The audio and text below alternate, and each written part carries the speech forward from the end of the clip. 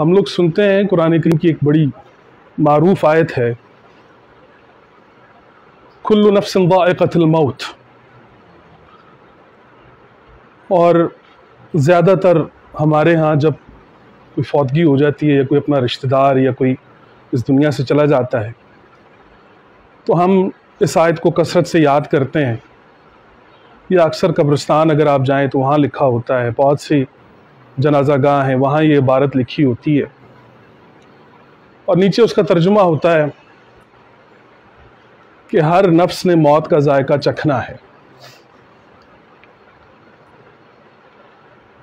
قرآن کریم دنیا کی پہلی کتاب ہے کہ جس میں ایک معنی کے لیے دو ورڈز، دو الفاظ نہیں ہیں، ایک میننگ کے لیے اس میں دو الفاظ نہیں ہیں، یہاں تک کہ وہ اگر زیر زبر کا فرق کرتی ہے، وہ کتاب اگر پیش آتی ہے یا تنوین آتی ہے، یا اگر ریپیٹیشن کے اندر بھی کوئی آیت دوبارہ اگر فَبِأَيِّ آلَاءِ رَبِّكُمَا تُكَذِّبَانِ 31 دفعہ سورہ الرحمن میں وہ آئی ہے، تو اگر وہ اس کو ریپیٹ کر رہا ہے تو اس کے اندر کوئی ریزن ہے، اس کے اندر کوئی وجہ ہے، یہ اعجاز ہے قرآن کا۔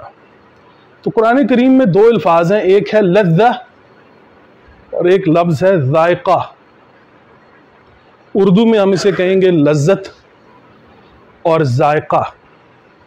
یہ بڑی اہم ترین چیز ہے کہ عربی زبان میں لذت اور ذائقے میں کیا فرق ہوتا ہے۔ قرآن کریم ان دونوں چیزوں کے اندر فرق کر گیا ہے اور وہ بتاتا ہے کہ لذت اور ذائقے میں کیا فرق ہوتا ہے۔ انگور ہے، فطرت نے اسے پالا ہے، اب فطرت ہی اس کو انجیکٹ کر رہی ہے، اس کے اندر جو گلوکوز ہے، جو مٹھاس ہے، وہ فطرت متعین کرتی ہے، اس میں انسان کا کوئی عمل یا اس کی کوئی دخل اندازی نہیں ہوتی۔ تو وہ فطرت نے ایک پیمانہ رکھا ہے اس انگور کے اندر، وہ اس پیمانے سے نہ بڑھتی ہے نہ گھٹتی ہے۔ تو جب آپ وہ انگور کھاتے ہیں تو وہ لذیذ ہوتا ہے، اس کی لذت ہوتی ہے، لیکن اسی انگور کے اندر انسانی عمل کی جب مداخلت ہوتی ہے اور انسان اس انگور کو بڑی خاص جگہ پر کچھ چیزیں ملا کر اسے زمین میں دبا دے یا کسی جگہ پہ رکھے تو پھر وہ انگور شراب بن جاتی ہے۔ انگور کی لذت ہوتی ہے اور شراب کا ذائقہ ہوتا ہے۔ ذائقہ وہ عمل ہوتا ہے کہ جس میں انسان کا عمل داخل ہو جاتا ہے، انسان کا فعل، اس کا ایکٹ جس کام کے اندر داخل ہوتا ہے وہاں پہ قرآن ورڈ چینج کرتا ہے، وہ وہاں پہ ورڈ لاتا ہے ذائقہ۔ اور جب جس چیز کے اندر انسان کی مداخلت نہیں ہوتی، جہاں پہ فطرت جس چیز کو میٹ کر رہی ہوتی ہے، پریزنٹ کر رہی ہوتی ہے، وہاں پر وہ اس کو کہتی ہے لذت، یا جسے ہم عربی میں کہیں گے لذہ، لذت الشاربین، ایک جگہ قرآن میں اللہ تعالیٰ نے یہ فرمایا ہے۔ تو جب ہم یہ کہیں گے کل نفس ذائقۃ الموت، تو یہاں پر ایک بڑی کمال چیز، ایک بہت بڑا راز ہے جو اللہ تعالیٰ نے اس آیت کے اندر رکھا ہوا ہے۔ کل نفس، ہر نفس۔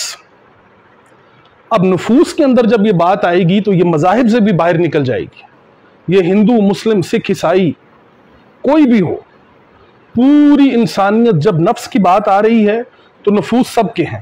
قرآن کریم میں 3 نفوس کا ذکر ہے، نفس الامارہ، نفس اللوامہ، نفس المطمئنہ، تو اس میں یہ سارے لوگ آ جاتے ہیں جو ہندو، مسلم، سکھ، عیسائی۔ تو کل نفس ذائقۃ الموت کو جب آپ دیکھیں گے تو قرآن آپ کو یہ بتا رہا ہے کہ دراصل ہر پرسنالٹی کی موت کا ذائقہ دوسری پرسنالٹی کی موت سے مختلف ہے، الگ ہے۔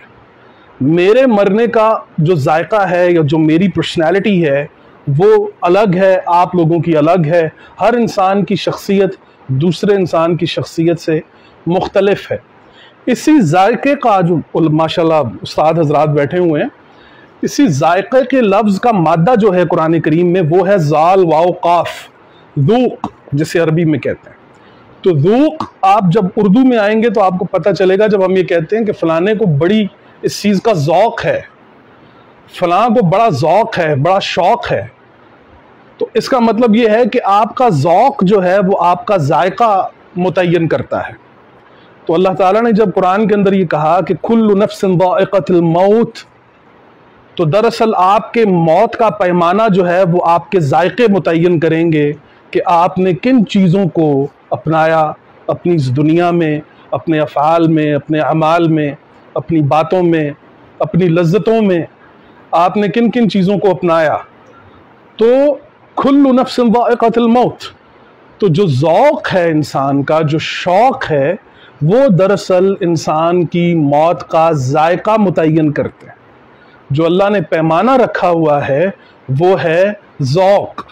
تو اگر ہمیں اپنی دنیا میں، اس دنیا میں، اپنی زندگی میں قرآن کا ذوق پیدا ہو جائے، قرآن کا شوق پیدا ہو جائے، ہمارے بچے، ہمارے لازمی نہیں ہے کہ آپ کسی ایک خاص گیٹ اپ میں آئیں گے تو آپ اللہ کے نزدیک ہوں گے، لازمی نہیں ہے۔ اللہ تعالیٰ کے پاس جو پیرامیٹرز ہیں they depends on your personality، کہ آپ کس پرسنالٹی کے مالک۔ اللہ کو آپ کی پرسنالٹی، آپ کے نفس کے ساتھ اللہ کا تعلق ہے۔ اس نے کہا کل نفس ذائقۃ الموت۔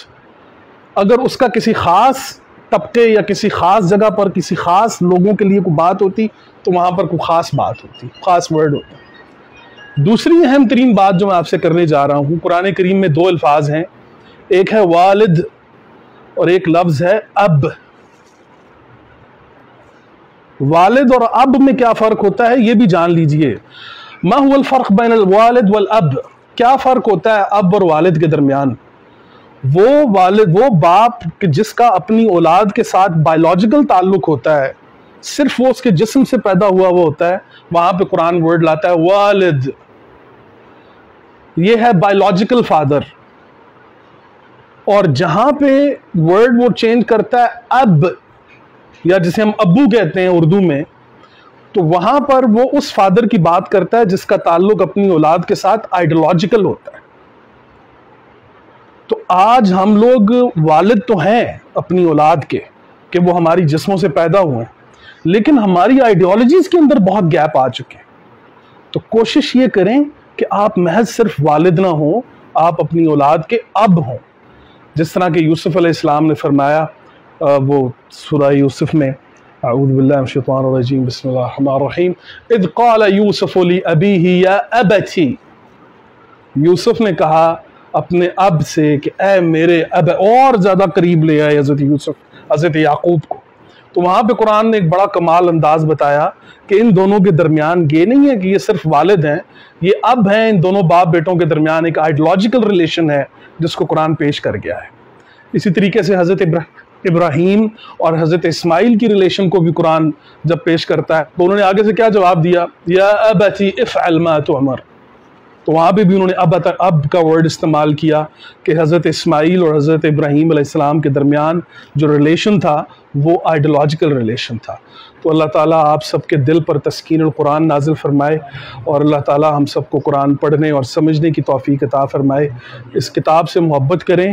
آپ یقین کریں کہ اس فتنوں کے دور میں، اس فساد کے دور میں، اگر آپ کی جھولی میں یہ کتاب نہیں ہے تو آپ کی جھولی میں صرف فتنے اور فساد باقی رہ جائیں گے۔